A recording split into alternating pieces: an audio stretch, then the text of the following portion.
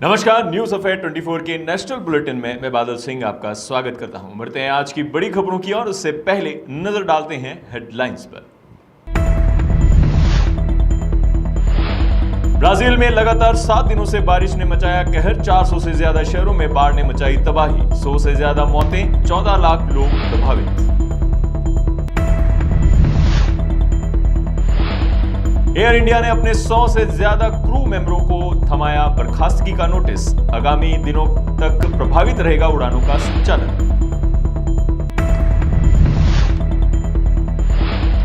Lucknow express way पर भीषण हादसा, अनियंत्रित होकर पलटी वॉल्वो बस। हादसे में अब तक 2 की मौत और 27 घायल।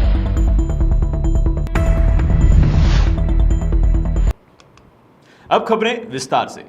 नस्लभेदी बयान से मचे बवाल के बाद इंडियन ओवरसीज कांग्रेस के अध्यक्ष सैम पित्रोदा ने इस्तीफा दे दिया है। इस्तीफे को पार्टी चीफ मल्लिकार्जुन खड़गे ने तुरंत स्वीकार भी कर लिया, क्योंकि कांग्रेस ने खुद इस बयान से किनारा कर लिया था। दरअसल सैम पित्रोदा का एक वीडियो वायरल हुआ था जिसमें वह भारत के अलग अलग हिस्सों में रहने वाले लोगों की रंग भेद के जरिए विवादित तुलना करते नजर आ रहे थे।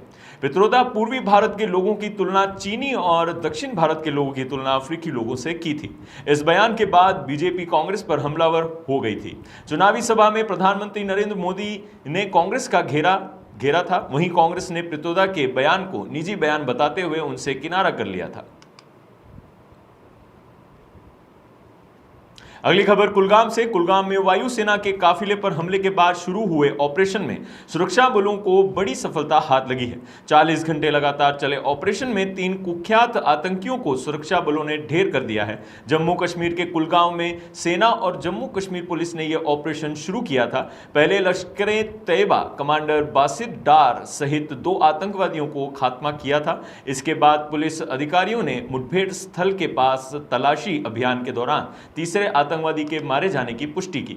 फिलहाल मारे गए आतंकी की पहचान की जा रही है और इलाके को खाली कराया जा रहा है। बता दें कि बासित डार टॉप लश्कर कमांडर और एक प्लस श्रेणी का आतंकी था, जिस पर 10 लाख रुपए का इनाम था। वहीं जम्मू कश्मीर के राजौरी जिले के कालाकोट चन्न क्षेत्र में छिपे आतंकियों के लिए सर्च ऑपरेशन जारी है।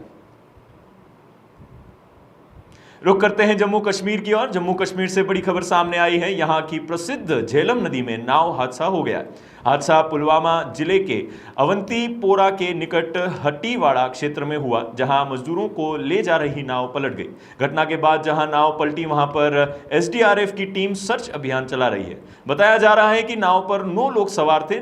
नाव पर सवार 7 लोगों को बचा लिया गया है, वहीं 2 अभी लापता हैं। नाव उस वक्त पलटी जब मजदूर काम करके वापस घरों को लौट रहे थे। लापता दोनों मजदूर उत्तर प्रदेश के निवासी हैं। अगली खबर मध्य प्रदेश से। मध्य प्रदेश में चुनाव से जुड़ी एक अहम जानकारी सामने आ रही है। यहां चुनाव आयोग ने 4 मतदान केंद्रों पर दोबारा मतदान कराने के आदेश जारी किए हैं। यह रीवोटिंग मध्य प्रदेश के बैतूल में होगी। बैतूल जिले के जिला निर्वाचन अधिकारी कलेक्टर नरेंद्र कुमार सूर्यवंशी ने कहा कि मुल्ताई विधानसभा क्षेत्र के 6 मतदान केंद्रों से मतदान कर्मियों को लेकर आ रही बस में आग लग गई थी। आग में ईवीएम समेत मतदान सामग्री जल रही थी, जिसमें 2 केंद्रों की सामग्री सुरक्षित है और 4 केंद्रों की अलग अलग मतदान सामग्री जल गई थी।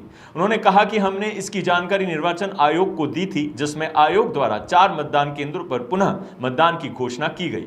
सभी अभ्यर्थियों और मान्यता प्राप्त राजनीतिक दलों की बैठक ली और एक बिंदु पर ब्रीफिंग की। मतदान केंद्रों पर 10 मई को मतदान होगा।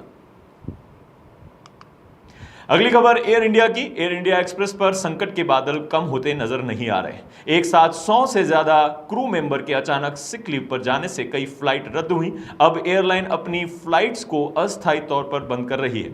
इधर एयर इंडिया ने सिक लीव पर गए 100 से ज्यादा कर्मचारियों को बर्खास्तगी का नोटिस थमा दिया है।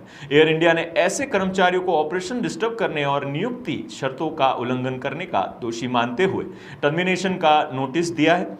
एयरलाइन ने सीईओ आलोक सिंह ने कहा कि आने वाले दिनों में एयरलाइन अपनी फ्लाइट्स का अस्थायी तौर पर बंद करेगी, संचालन कम करेगी। कंपनी अभी उन यात्रियों की सुविधाएं दे रही है जो 90 से ज़्यादा उड़ानें रद्द होने के बाद प्रभावित हुए हैं। उन्होंने कहा कि पिछले शाम से हमारे 100 से ज़्यादा कैबिन क्रू सहयोगियों ने अपनी निर्धारित फ्लाइट ड्यूटी से पहले आखिरी समय बीमार होने की जानकारी दी। इसकी वजह से परिचालन पर काफ़ी असर पड़ा। अगली बड़ी खबर यूपी से। उत्तर प्रदेश के आगरा में ग्वालियर हाईवे पर बुधवार एक दर्दनाक हादसा हो गया। यहां साइकिल से स्कूल जा रहे सैन्यकर्मी के बेटे को बजरी से भरे ट्रैक्टर ने कुचल दिया। इकलौते बेटी की मौके के बाद कोहराम मच गया। छात्र प्रत्युष गौतम केंद्रीय विद्यालय के कक्षा 8 में पढ़ाई कर रहा था। सुबह करीब 6:30 बजे वह साइकिल से अपने स्कूल जा रहा था कि बजरी से भरे ट्रैक्टर ने उसे चपेट में ले लिया। उपस्थित लोग नजदीकी आर्मी क्षेत्र स्थित हॉस्पिटल लेकर गए, जहां उसे मृत घोषित किया।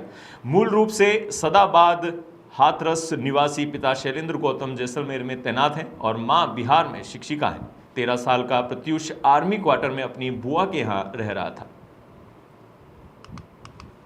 अगली बड़ी खबर मध्य प्रदेश है। मध्य प्रदेश के दमोह जिले से एक चौंकाने वाली दर्दनाक घटना सामने आ रही है। यहां पति ने अपनी ही पत्नी पर डीजल डाला और फिर उसे जलते चूल्हे में धक्का दे दिया। आग की चपेट में आने से पत्नी गंभीर रूप से झुलस गई। घटना को अंजाम देकर आरोपी पति मौके से फरार हो गया। जानकारी के अनुसार जिले के नोटा थाना के ग्राम घुंड कुआं निवासी पत्नी रेखा लोधी पर पति सत्येंद्र सिंह लोधी ने पारिवारिक विवाद के चलते वारदात को अंजाम दिया।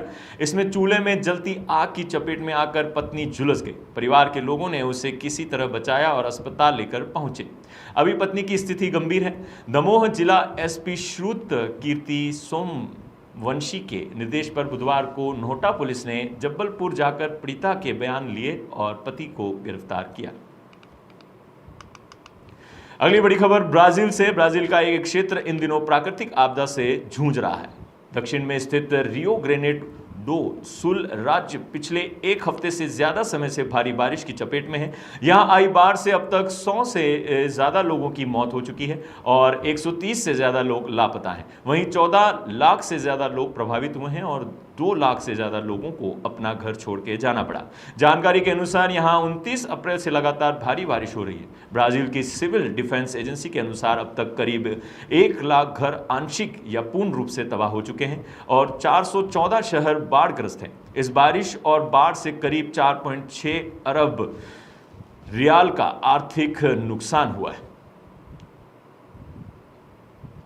रुक करते हैं दिल्ली की ओर। उत्तर प्रदेश से बड़ी खबर सामने आ रही है। यहां आगरा लखनऊ एक्सप्रेस वे पर भीषण सड़क हादसा हो गया। हादसे में 2 यात्रियों की मौत और 27 घायल हो गए हैं। हादसे के बाद यात्रियों की चीखों की आवाज से हाईवे गूंज उठा। यहां बिहार से दिल्ली जा रही वोल्वो बस ट्रक को ओवरटेक करते समय अनियंत्रित होकर पलट गई। सूचना पर मौके पर पहुंची स्थानीय थाना पुलिस ने राहत और बचाव कार्य चलाया। घायलों को स्थानीय मेडिकल कॉलेज में उपचार के लिए भर्ती कराया गया है। दरअसल इस दुर्घटना से पहले लखनऊ आगरा एक्सप्रेसवे पर एक ट्रक अनियंत्रित होकर पलट गया था।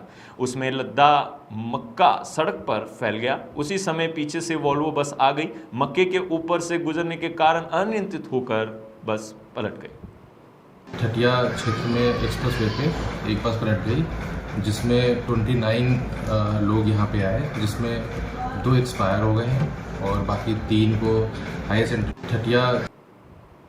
ये थी अब तक की बड़ी खबरें और खबरों को जानने के लिए बने रहिए न्यूज़ अफेयर 24 पर। नमस्कार।